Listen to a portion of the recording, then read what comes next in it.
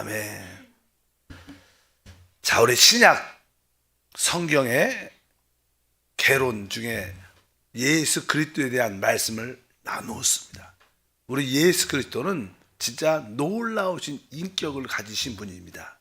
인격이라는 뜻은 다른 뜻이 아니라 그분이 참 하나님이시고 그분이 참 사람이셨다는 거예요. 그분은 하나님과 사람이 연합된 실체입니다. 우리가 그리스도 안에 있으면 새로운 피조물이 된다는 것은 바로 우리 역시 하나님과 사람의 연합된 실체가 된다는 그러한 의미를 함축하고 있는 것입니다. 그래서 그럴 때 우리가 새 하늘, 새 땅, 새 예루살렘 안에서 하나님과 한영된 그러한 놀라운 삶을 누리게 될 것을 믿습니다. 그리고 나서 이제 신약에서 두 번째 중요한 또 하나님의 사역자들은 사도입니다. 사도. 그 다음에 우리가 쭉 나오는 선지자, 복음을 전하는 자, 목사와 교사. 사실 우리 주님이 이 땅에서 무엇을 하고 계시는가? 우리 주님은 그분의 몸인 교회를 건축, 세우고 계십니다. 그래서 이 주님의 그리스도의 몸을 건축하고 세우기 위해서 우리 주님께서는 바로 그 교회 안에 교회를 건축할 수 있는 은사에 있는 사람들을 보내주십니다. 그래서 에베소서 4장 11절을 보게 되면 우리 주님께서 승천하시면서 이제 그동안 사단에게 붙잡혀 있던 모든 자들을 구출하시고 그 교회에게 선물을 주신다, 은사를 주신다고 말씀하는데 에베소 4장 11절 보니까 그가 어떤 사람은 사도로, 어떤 사람은 선지자로, 어떤 사람은 복음 전한 자로, 어떤 사람은 목사와 교사로 삼으셨으니, 바로 하나님은 교회 건축을 위해서 이렇게 은사 있는 사람을 보내주신다. 그래서 이것은 복음을 전파하고 그들을 또 성도들을 양육하고 주님의 제자를 세워 그리스도의 몸을 건축하기 위한 것이다. 그래서 이러한 은사 있는 사람을 교회에 보내주셔서 이들을 통하여 어떤 일을 하느냐, 그 12절에 기록되어 있습니다. 읽어보니까 이는 성도를 온전하게 하여 봉사일을 하게 하며 그리스도의 몸을 세우려 하심이라. 그러니까 그리스도의 몸을 우리 주님께서 세우시는 일을 하는데 이를 위해서 성도들은 어떻게 돼요? 성도들이 온전하게 돼야 되고 모든 봉사일에 참여하는 그러한 성도가 돼야 이 그리스도의 몸이 세워질 것이다. 저도 이게 몸이 있지만 이 몸에 많은 지체들이 있고 이 지체들이 각자의 다 기능이 있어요. 모든 지체들은 자기의 기능들을 해야지 이 한 몸의 역사를 이룰 수 있는 겁니다. 그러니까 모든 성도들이 바로 영적으로 온전해지고 바로 이 봉사 일을 한다는 것은 각 지체가 가지고 있는 그 기능을 발휘해야 한다. 그래야지 이 몸이 되죠. 그래서 주님께서 그렇다면 성도가 온전하게 되고 봉사 일을 하게 한다는 뜻이 무슨 뜻이냐? 거기에 뒤에 쭉 기록되어 있죠. 그 13절부터 15절까지 그 내용이 쭉 기록되어 있어요. 하나씩 읽어보니까 우리가 다 하나님의 아들을 믿는 것과 아는 일에 하나가 되어 온전한 사람을 이루어 그리스도의 장성한 분량에 충만한 데까지 이르리니, 여기까지만 읽어보면 이제 우리가 영적으로 온전해지고 봉사일을 참여하려면 기본적으로 우리가 다 하나님의 아들을 믿는 것과, 이렇게 말해요. 하나님의 아들에 대한 올바른 신앙이 있어야 돼요. 우리 그리스도가 하나님의 아들, 바로 우리의 구세주, 구주, 우리의 구원자가 되시는데 이 하나님의 아들에 대한, 여기 보니까 믿는 거, 하나님의 아들을 믿는, 믿음이라는 것은 신앙이죠. 그러니까 하나님의 아들에 대한 확실한 신앙을 갖고 있어요. 여러분 모두가 하나님의 아들에 대한 확실한 신앙을 가지고 있고, 그 다음에 또 그분을 아는 일에 하나가 돼요. 아는 일에 하나가 된다는 것은 그리스도를 알 뿐만 아니라 그분에 대한 신앙뿐만 아니라 그분에 대한 아는 영적인 지식도 충만해야 된다. 이럴 때 우리가 이 모든 성도들이 하나님의 아들에 대한 신앙과 그분에 대한 영적인 지식에 의해 우리 모두가 이렇게 하나가 되는, 우리가 같은 그분에 대한 체험, 누림, 그분에 대한 영적인 진리에 대한 이해야, 그런 온전한 가르침을 다 동일하게 갖고 있어야 한다. 여러분들 이러한 성경 개론에 대한 하나님 말씀을 듣고 배우고 그것을 묵상할 때 우리는 다 하나님의 아들에 대한 신앙뿐만 아니라 그분을 아는 영적인 이해, 진리에 대해서, 지식에 대해서도 충만한 겁니다. 하나님의 아들에 대한 체험도 갖고 있어야 되지만 그분에 대한 지식, 영적인 지식도 충만해서 우리 모두가 하나 될 때 여기 보니까 바로 온전한 사람이 될 것이고, 그러면 그리스도의 장성한 분량에 충만한 데까지 우리 믿음이 이루어질 것이다. 그럴 때 바로 하나님의 몸된 교회가 세워질 것이다. 그래서 이 신약에서 주님께서 왜 복음을 전파하는가, 왜 사람을 얻기를 원하시는가, 바로 이렇게 우리 구원받은 모든 사람들이 구원받은 것으로 만족하는 게 아니라 아들에 대한 올바른 신앙과 그분에 대한 영적인 지식으로 충만해져서 우리 모두가 하나 될 때 그리스도의 몸을 세워진다, 이렇게 말씀하는 줄 믿습니다. 그래서 이러한 일을 할 수 있도록 바로 주님께서는 사도, 선지자, 복음을 전하는 자, 목사와 교사로 그러한 사람들을 보내주셨다. 그래서 어떻게 보면 우리 전하, 우리 사역자들, 또 작게는 우리 장로님이나 우리 지역장들은 어떻게 보면 하나의 작은 이러한 하나님의 은사에 있는 자들이에요. 이런 일꾼들이 서로를 섬기면서, 성도를 섬기면서 그리스도의 몸을 세워나가는 줄 믿습니다. 그럼 첫 번째로 이제 우리가 사도가 나오죠. 첫 번째 사도. 사도가 어떤 의미를 갖고 있는가? 원래 사도라는 뜻은 주님께 부름을 받고, 먼저 부름을 받아야 되죠. 우리 다 모두가 아브라함처럼 부르심을 받은 줄 믿습니다. 이제 부르심을 받은 다음에 다시 이제 보내심을 받는 자. 부르심을 넘어서 이제 보냄을 받은 자란 뜻이 사도입니다. 보내심을, 바로 복음을 전파하고, 사도의 특징은 하나님의 복음을 전파하고 이제 구원받은 사람을 통해서 하나님의 교회를 세워나가는 일을 하는 자들이 보통 사도라고 말씀을 드릴 수 있습니다. 그래서 사도하면 하나님의 명령을 따라 하나님의 권세를 가지고 복음을 전파하고 진리의 말씀을 가르치고 각지의 교회를 세우는 자를 사도라고 보통 말씀을 드립니다. 그래서 교회 안에 가장 큰 은사, 가장 큰 직분은 사도라는 직분입니다. 사도. 그러면 사도하면 요즘으로 말하면, 쉽게 말하면 선교사죠. 선교사라고 표현할 수 있어요. 왜? 선교사는 그 교회에 보내심을 받은 자죠. 그래서 그냥 쉬운 말로는 선교사라고도 표현할 수 있고, 어차피 사도는 특별한 명칭을 갖고 있는데, 이 처음 사도, 우리가 주님이 직접 사역할 때 세운 12사도가 12사도, 딱 12사도만 있다는 건 아니고 주님이 직접 세운 12사도가 있습니다.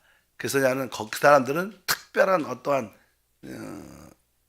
존재죠. 주님이 직접 세웠고 그들을 통해서 하나님의 뜻을 이뤘기 때문에 12사도라고 성경은 말씀을 합니다. 그래서 12사도에 대해서 이렇게 누가복음, 그들에 대해서는 주님이 기도하시면서 그들을 세우셨을 때 그들은 특별한 어떤 위치가 있습니다. 12사도는 주님이 직접 세웠기 때문에 그들에는 앞으로 그들에게는 보좌가 있고 모든 것을 다스리는 그런 어떤 축복이 그들에게 있어요. 그래서 누가복음 22장 30절에 그렇게 표현합니다.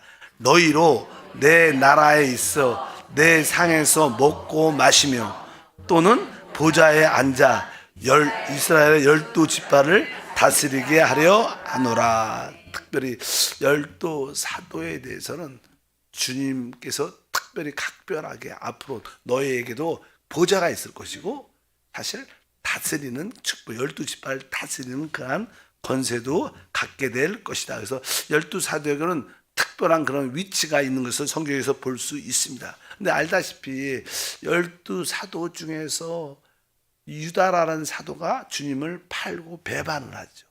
그래서 사실 어떻게 보면 11사도밖에 없었는데 이제 유다가 죽은 후에 그 초대교회에서 그 한 사람을 뽑죠. 성령 안에서 한 사람을 뽑는데 그 사람의 이름이 마띠아입니다. 마띠아. 성경에 대한 그 한 사람에 대해서 이렇게 말씀을 하고 있습니다. 사도행전 1장 25절과 26절, 봉사와 및 사도의 직무를 대신할 자를 보이시옵소서. 유다는 이 직무를 버리고 제 곳으로 갔나이다 하고 제비를 뽑아 마띠아를 얻으니 그가 11 사도수에 들어가니라. 그래서 그 유다를 대신해서 이제 성령 안에서 이 한 사람이 뽑히게 되는데 그 사람 이름이 마띠아입니다. 그래서 마띠아를 포함해서 12 사도가 됩니다. 또 어떤 분들은 이거 유다 대신 하나님이 사도 바울을 택해서 12 사도는 사도 바울 이렇게 말하는 사람인데 그렇지 않고, 그러면 성경에 이렇게 마띠아 이름이 안 나옵니다. 근데 여기 마띠아 다 정확하게 나오지 않아요. 성경에 기록된 말들은요 다 성령 안에서 기록되기 때문에 하나님이 다 인정하는 거예요. 이렇게 말씀해서 그 유다 대신 그 마띠아가 그 사도 안에 들어가게 됩니다. 그래서 이 사도들은 특별히 12 사도는 특별한 위치가 있습니다. 새 예루살렘에 가도 모든 그 새 예루살렘의 성벽의 기초도 12 사도의 이름이 기록되어 있다, 이렇게 말씀을 합니다. 계시록 21장 14절 보니까 그 성곽에는 12 기초석이 있고 그 위에 어린 양의 12 사도의 12 이름이 있더라. 그러니까 나는 12 지파이라는 이름도 있고 12 사도의 이름도 되게 중요하죠. 그래서 이들은 그러한 특별한 위치를 가지고 있다. 그러나 이 12 사도만 사도다 이렇게 말은 하지 않습니다. 성경에 보면 또 다른 사도도 많이 이름이 언급이 많이 돼요.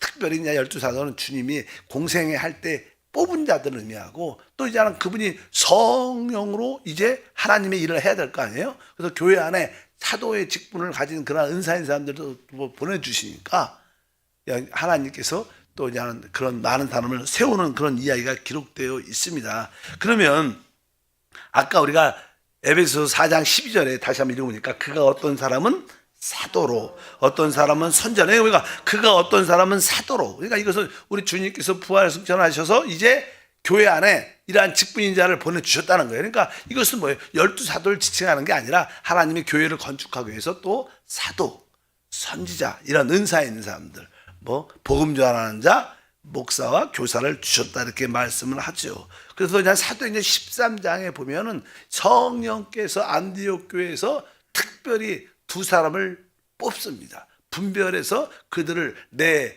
사역을 위해서 보내라, 이렇게 말씀해서 거기에 우리가 잘 아는 바울과 바나바에 대한 그런 이야기가 기록되어 있습니다. 사도행전 13장 1절과 2절에 안디옥 교회에 선지자들과 교사들이 있으니 곧 바나바라 니게르라 하는 시몬과 구레네 사람 루기오와 분봉왕 헤롯의 젖동생 마나엔과 및 사울이라. 주를 섬겨 금식할 때 성령이 이르시되 내가 불러시키는 위하여 바나바와 사울을 따로 세우라 하시니. 이제 하나님이 특별히 안디옥 교회에서 여러 사역자들이 있었지만 그 중에 바나바와 사울을 따로 세워서 그들을 이제 안디옥 교회에서 파송해서 복음을 전파하고 성교여행을 보내죠. 그러니까 교회를 세우러, 복음을 전파하고 하나님의 교회를 세우러 보냅니다. 이들도 이제 보내시면 성령께 세움을 받고 교회에 보냄을 받으니까 이들도 사실은 뭐예요? 사도죠. 그래서 이제 우리가 사도 바울 이렇게 말하고 바나바 그런 이야기를 쭉 합니다. 그래서 이들이 강력하게 여러 지역을 다니면서 복음을 전파하죠.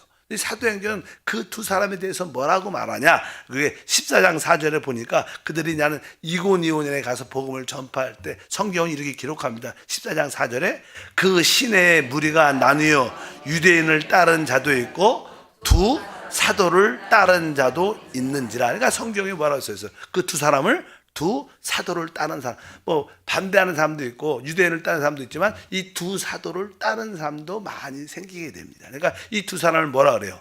사도라고 말해요. 그러니까 12 사도만 사도가 아니고 하나님 성령이 따로 하나님의 교회를 복음 전파를 위하여 세우는 그런 사람들을 말씀합니다. 그 외에도 여기에 바나바, 사울도 있지만 그 외에 여러 가지, 우리가 알다시피 이 사도 바울을 도왔던 동역자가 있어요. 우리가 디모데, 그 다음에 디도, 이런 많은 동역, 신라, 바울과 신라 있죠. 신라, 이런 사람들도 성경에 보면 사도라고 말합니다. 사도. 그러니까 어쩌든지 하나님께 보냄을 받아서 복음을 전파하고 하나님의 몸된 교회를 세워나가는 그 일을 하는 사람을 특별히 사도라고 말씀을 한다. 특별히 고린도 후서 8장 23절에 보면 이제 예루살렘 교회에 큰 흉년이 들어서 재정 어려운 가운데 있었을 때 많은 이방인 교회들이 예루살렘 교회를 돕자 해갖고 헌금을 많이 선교비를 걷어갖고 거기를 도와줄 때, 그때 몇몇 사람들이 갈 때 사도 바울이 뭐 이게 알다시피 뭐 디모데, 바로 신라, 또 디도, 이런 사람들을 보내요. 사도들을 보냅니다. 보냄을 받으니까 그런 이야기가 쭉 기록되어 있는데, 고린도 후서 8장 23절에 디도로 말하면 나의 동료요 너희를 위한 나의 동력자요, 우리 형제들로 말하면 여러 교회의 사자들이요 그리스도의 영광이다. 여기 뭔가 우리 형제들로 말하면 여러 교회의 사자들이요. 이 사자라는 뜻은 사도란 원래 언어는 사도입니다. 사도. 그러니까 여기에 디도도 나오고 함께 했던 우리 알다시피 디모데와 신라도 포함되어 있는 거야. 디모데와 신라를 보낼 때 예루살렘에 디도도 한 사람 같이 보낸다. 그래서 이들이 다 바로 우리 교회의 사도들이다. 이런 표현을 하는 걸 보면 다양한 다른 사도 사람들도 많이 있는 것을 분명히 알아야 됩니다. 또 로마서 16장 7절에 보면 또 우리가 잘 모르는 사도도 있어요. 읽어보니까 내 친척이요 나와 함께 갇혔던 안드로니고와 유니아에게 문안하라. 그들은 사도에게 존중이 여겨지고 또한 나보다 먼저 그리스도 안에 있는 자라. 여기 보니까 안드로니고와 유니아, 이렇게 그런 두 사람의 이름이 나와요. 이 사람은 사실 그들은, 이게 원래 뜻이 무슨 뜻이냐면 그들은 사도들에게 존중이 여겨지고, 이런 뜻입니다. 이 뜻은 무슨 뜻이냐면 그들은 사도 중에서도 많이 존경받는 자들이다. 나보다도 먼저 하나님을 알았던 사람이다. 이렇게 번역을 하면 정확하게 이렇게 되니까 그들은 사도 중에서 더 존중받는 사람이다. 그러니까 여기에 보니까 안드로니고와 유니아도 뭐라는 거예요? 사도라는 거예요. 그렇게 사도란 다양한 이름들이 많이 나온 것을 우리가 분명히 알아야 됩니다. 그리고 우리는 주님이 살아계실 때 그의 동생, 친동생, 마리아에게 난 친동생이 있죠. 친동생이 우리가 알다시피 야고보인데, 그래서 우리가 예수님이 죽으시고 이제 승천하신 다음에 예루살렘 교회가 세워져서 처음 나중에는 그 예루살렘 교회 최고의 목사, 최고의 장로가 그의 예수님의 진짜 형제였던 야고보입니다. 그는 12사도에 들지 못했지만 성경에 그냥 갈라디아서 1장 19절에 보면 이렇게 말합니다. 주의 형제 야고보의 다른 사도들을 보지 못하였노라. 그러니까 주의 형제라는 것은 진짜 가족이라는 거예요. 자기 남동생이 동생 그 야고보를 뭐라 그래? 사도라고 말합니다. 그러니까 그 주님이 승천하신 다음에 또 이렇게 성령을 통해서 세워진 거죠. 이런 걸 보면 다양한 사도의 이름이 있습니다. 그래서 사도는 아주 교회 안에서 가장 높은 직분이지만 그렇다고 해서 12사도만 있는 것은 아니고 교회 건축을 위해서 하나님의 교회 사도의 역할을 할 수 있는 그 인사인 사람들을 많이 보내주신 자. 그래서 이 시대로 말하면 선교사 같은 의미가 훨씬 더 의미가 좋다. 여기서도 우리 한세 교회에서도 예를 들어서 어떤 제주도나 우리가 세종이나 어떤 부산이나 대구나 진짜로 여러 가지 성령에 감동돼서 그곳에 교회가 필요하다. 그러면 우리 교회에서 볼 때는 바로 그쪽으로 파송되는 분이 어떻게 보면 사도인데, 사도의 특징은 자기가 이렇게 한 교회에 딱 남아서 그 교회를 이렇게 치리하는, 교회를 이끌어가는 그러한 의미는 아닙니다. 이 사도는 특별히 이렇게 많이 교회를 세우러 다니는 사람이에요.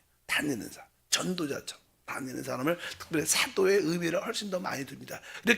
그래서 사도 바울은 복음을 전파하고 하나님 말씀을 가르치고 많은 주제의 제가 나오면 그 중에서 이제 하나님의 교회를 이끌어갈 수 있는 사역자를 한 사람, 그 당시에는 사역자를 장로라고 불렀어요. 장로를 그 교회에 세우고 또 이제 그들에게 맡기고 또 다른 지역에 가서 또 복음을 전파하고 또 교회를 세우고 거기에 어느 정도 1년 동안 양육했다가 또 제자가 나오면 거기에 장로를 세우고 교회를 치리하도록 이끌어주고 또 이렇게 사도는 주로 복음을 전파하고 이렇게 다시 이렇게 한 곳에 머물지 않는 특징이 있어요. 그래서 다시 선교 여행을 사도 바울은 1차, 2차, 3차를 갔다 오는데 다시 안디옥 교회로 다시 돌아와요.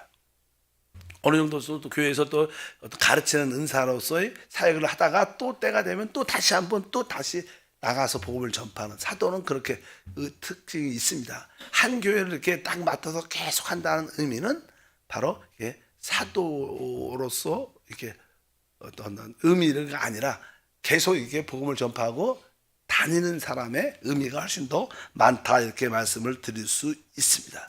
그렇다면 우리가 사도, 여러분도 어떻게 보면 작은 사도예요. 여러분의 가정에 하나님께 보내심을 받았어요.